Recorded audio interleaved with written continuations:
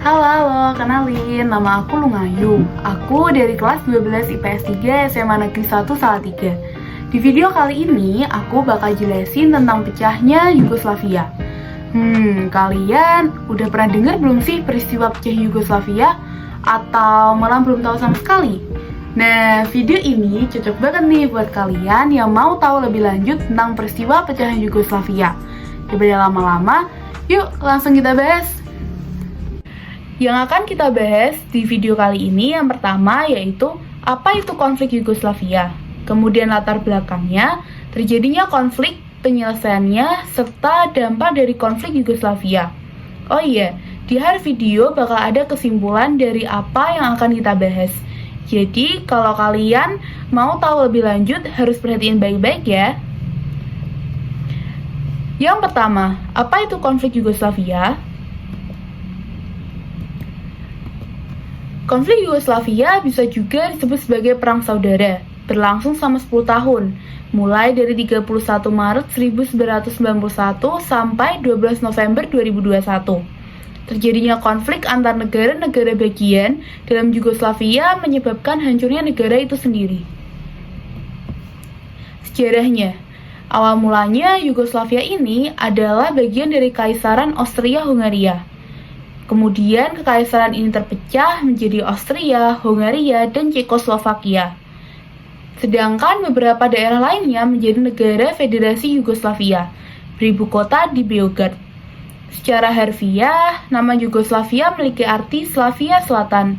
Hal ini dikarenakan negara tersebut memang terletak di semenanjung Balkan, kawasan Eropa Timur. Yugoslavia merupakan negara federal dengan 6 negara bagian dan 2 daerah otonomi khusus. Negara dan daerah tersebut antara lain Serbia, Montenegro, Slovenia, Kroasia, Bosnia-Herzegovina, Makedonia, dan 2 daerah otonomi khusus yaitu Kosovo dan Vojvodina. Yang akan kita bahas selanjutnya yaitu latar belakang dari konflik Yugoslavia. Yang pertama, meninggalnya Joseph Broz Tito. Keruntuhan Yugoslavia tidak dapat dipisahkan dari meninggalnya Presiden Joseph Broz Tito. Joseph Broz Tito adalah sosok pemimpin yang mampu membawa negara Yugoslavia mencapai puncak kejayaan di tahun 1953 sampai 1980. Ketika masa pemerintahannya, Yugoslavia menjadi negara yang kuat, tanpa bergantung pada kekuatan blok barat maupun blok timur. Nah, ketika kita belajar di gerakan non-blok, pasti kalian gak asing kan dengan nama Joseph Broz Tito, karena Presiden Joseph Broz Tito ini juga menjadi salah satu pendiri dari gerakan non-blok.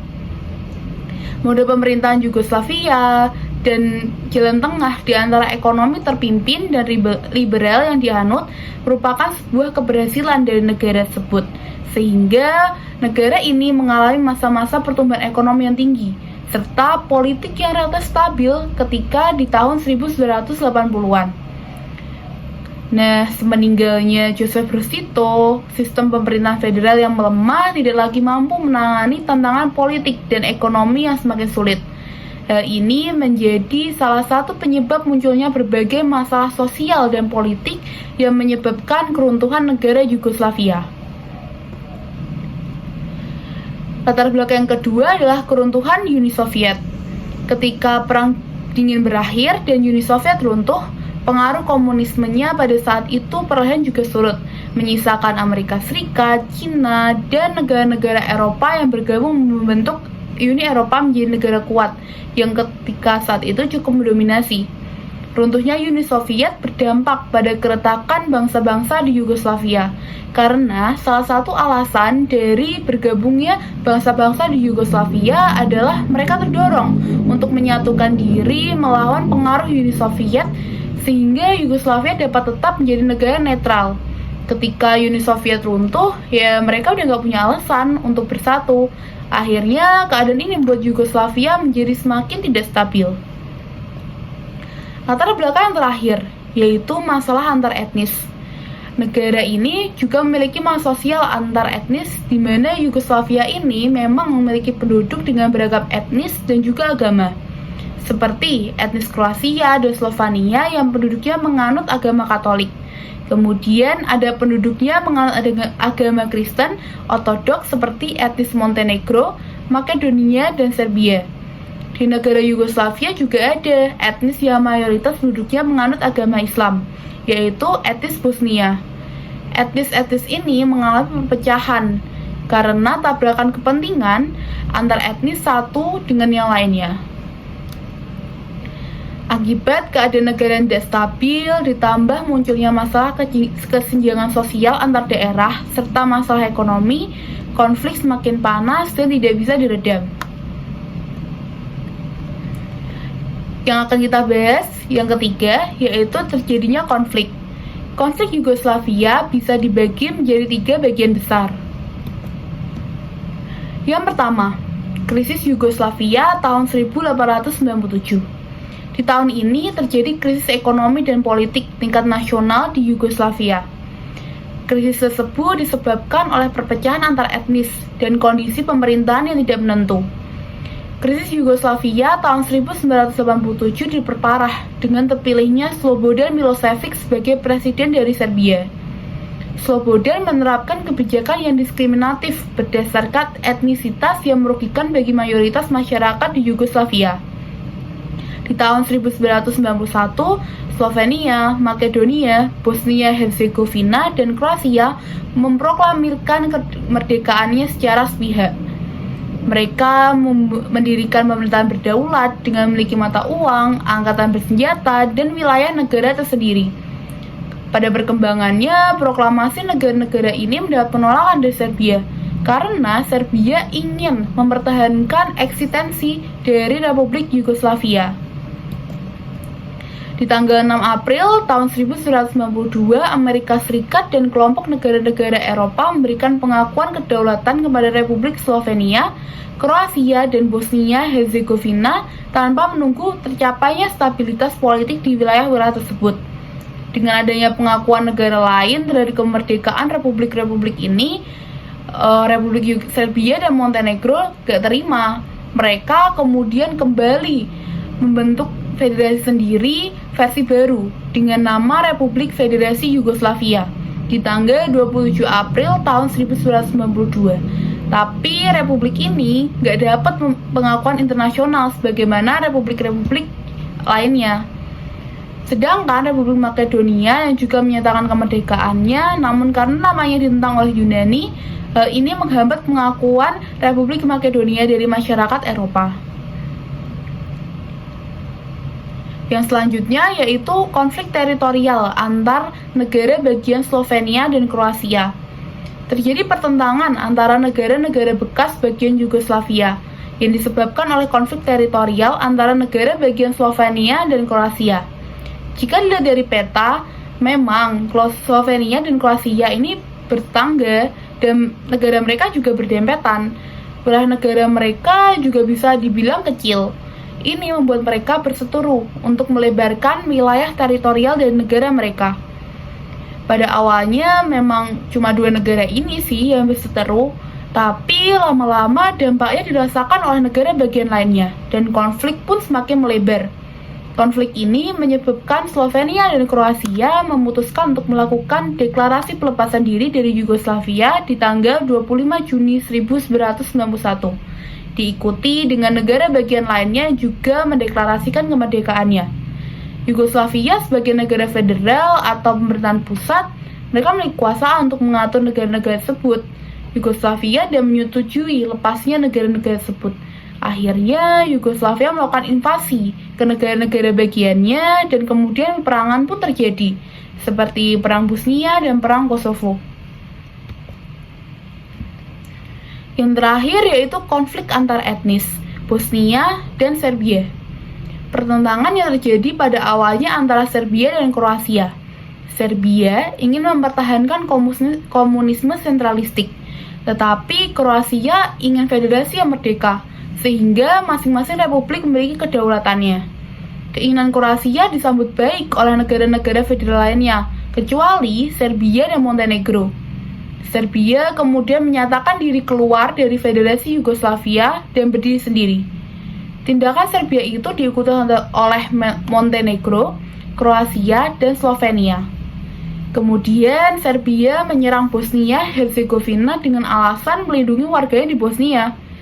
Serbia yang mencita-citakan pembentukan negara Serbia Raya beranggapan bahwa untuk meraih cita-cita itu, negara-negara tetangganya satu persatu harus ditaklukkan. Bahkan, bila perlu dimusnahkan sama sekali. Serbia yang mewarisi sebagian besar peralatan perang dari Yugoslavia menganggap dirinya ini negara superior. Sehingga mereka secara brutal membantai rakyat Bosnia-Herzegovina tanpa peri kemanusiaan. Bosnia sendiri tidak bisa mengadakan perlawanan karena mereka tidak mempunyai tentara yang cukup, bahkan sama sekali tidak memiliki peralatan perang. Memasuki bulan April di tahun 1992, terjadi puncak pembantaian penduduk Bosnia-Herzegovina oleh tentara Serbia. Peristiwa ini disebut pembersihan etnis atau ethnic cleaning. Di tanggal 30 Mei 1992, kembali jatuh korban ratusan orang saat terjadi antrean makanan di sebuah pasar. Pembantaian di tanggal 30 Mei 1992 membuat PBB menjatuhkan sanksi kepada Serbia. Tapi pembunuhan terhadap warga sipil Bosnia terus berlangsung. Aksi kejahatan dan kebiadaban tentara Serbia dinyatakan sebagai kejahatan genosida. Jenderal Ratko Mladic dan Radovan Karadzic, pemimpin pemerintahan Serbia Bosnia saat itu, akhirnya tertangkap. Kedua tokoh penjahat itu kemudian diadili di Mahkamah Internasional di Den Haag, Belanda. Yang keempat, kita akan bahas tentang penyelesaian konflik. Ada 4 upaya penyelesaian dari konflik Yugoslavia ini. Tindakan-tindakan yang dilakukan. Yang pertama, seruan PBB. PBB sebagai penengah atas segala konflik yang terjadi di dunia ikut bertindak untuk mengatasi dan meredam pertikaian terjadi di Yugoslavia. Agar konflik dapat dihentikan, PBB menyerukan kepada Serbia agar mau menarik tentaranya di Bosnia. PBB juga menjatuhkan sanksi kepada Serbia dengan bertindak secara brutal dengan membantai warga Bosnia. Kemudian yang kedua adalah aksi dari negara-negara G7. Negara-negara G7 pun ikut turun tangan melakukan perundingan yang diadakan di Texas, Amerika Serikat. Mereka menyerukan dan berusaha menekan Serbia agar menghentikan serangan militernya terhadap Kroasia dan menyelesaikan konflik tersebut secara damai. Mereka juga mengecam keras dan mengutuk tindakan Serbia yang menyerang dengan sadis dan brutal, serta tindakan kejamnya dianggap sebagai tindakan biadab yang harus segera dihentikan. NATO pun ikut berperan. NATO juga turut bergerak untuk membantu menyelesaikan konflik Yugoslavia dengan cara mengirimkan pasukan tentaranya ke wilayah Bosnia. Mereka bertugas untuk menciptakan wilayah yang damai serta melindungi warga Bosnia yang diserang secara keji oleh Serbia. Mereka berusaha membentuk wilayah yang bebas dari peperangan dan juga melakukan serangan udara ke wilayah Serbia karena tidak mengikuti aturan dari NATO. Yang terakhir adalah perjanjian Dayton. Perundingan terakhir yang dilaksanakan di Amerika Serikat bernama Perundingan Dayton, memberikan titik terang terhadap berakhirnya konflik tersebut. Perundingan ini dilaksanakan di tanggal 21 November 1995, diikuti oleh pihak-pihak yang bertikai dan tentunya di bawah pengawasan Amerika Serikat dan NATO. Perwakilan yang hadir untuk mewakili Bosnia adalah Alisa Izetbegovic, Franko Tuđman sebagai perwakilan dari Kroasia, dan Slobodan Milošević sebagai perwakilan dari Serbia. Dalam perundingan Dayton tersebut, akhirnya diperoleh kesepakatan yang ditandatangani oleh semua pihak di Prancis di tanggal 14 Desember 1995. Isi dari perjanjian Dayton yaitu yang pertama, Bosnia-Herzegovina tetap sebagai negara tunggal secara internasional. Yang kedua, pengungsi berhak kembali ke tempatnya semula. Yang ketiga, pemilu akan diselenggarakan antara 6 sampai 9 bulan sesudah penandatanganan Prancis sesudah penandatangan perjanjian Paris. Kemudian yang keempat, Radovan Karadzic dan Jenderal Mladic dianggap sebagai penjahat perang oleh Mahkamah Internasional dan tidak boleh memegang jabatan. Yang terakhir yaitu ibu kota Sarajevo tetap bersatu di bawah Federasi Muslim Bosnia Kroasia dan beberapa wilayah administrasi otonom kontrol Serbia Bosnia. Yang terakhir yang akan kita bahas adalah dampak dari konflik perpecahan Yugoslavia. Yang pertama, Yugoslavia sekarang terdiri dari 5 negara besar, yaitu Kroasia, Slovenia, Bosnia, Serbia, termasuk Montenegro, dan Makedonia. Sehingga di Eropa itu banyak muncul negara-negara baru.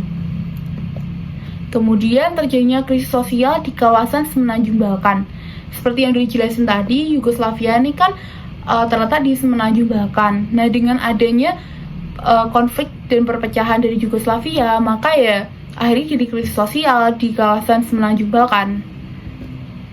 Kemudian munculnya genosida terhadap kaum muslim Bosnia oleh bangsa Serbia.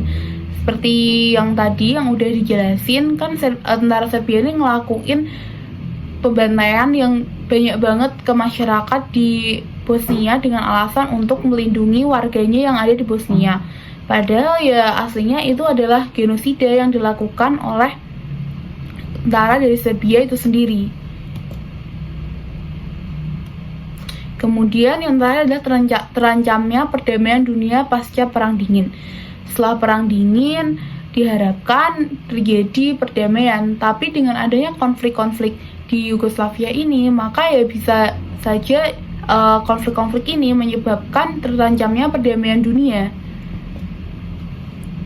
Nah, kesimpulannya adalah konflik Yugoslavia adalah konflik internal dalam negara Yugoslavia itu sendiri, yang pada akhirnya menyebabkan pecahnya negara-negara bagian dari Yugoslavia. Konflik ini memiliki beberapa latar belakang, di antaranya pertama meninggalnya Presiden Joseph Broz Tito, kemudian keruntuhan Uni Soviet, dan masalah antar etnis. Konflik Yugoslavia secara garis besar bisa dibagi menjadi 3 peristiwa. Yang pertama, krisis Yugoslavia di tahun 1987 yang menyebabkan beberapa negara bagian Yugoslavia memutuskan untuk berpisah. Kemudian yang kedua yaitu konflik teritorial antara negara Slovenia dan Kroasia.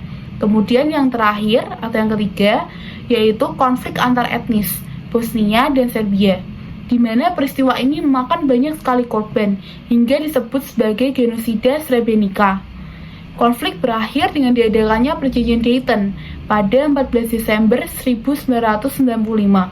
Dampak dari konflik Yugoslavia adalah munculnya negara-negara baru di Eropa Timur, banyaknya korban yang berjatuhan akibat pembantaian kaum muslim Bosnia, serta terancamnya perdamaian dunia. Nah, udah cukup jelas kan tentang peristiwa pecahnya Yugoslavia? Kalau belum jelas, kalian bisa cari referensi lain atau kalian bisa komen di bawah. Sekian video dari aku. Kalau ada salah penyampaian informasi atau salah kata, aku minta maaf. Dadah!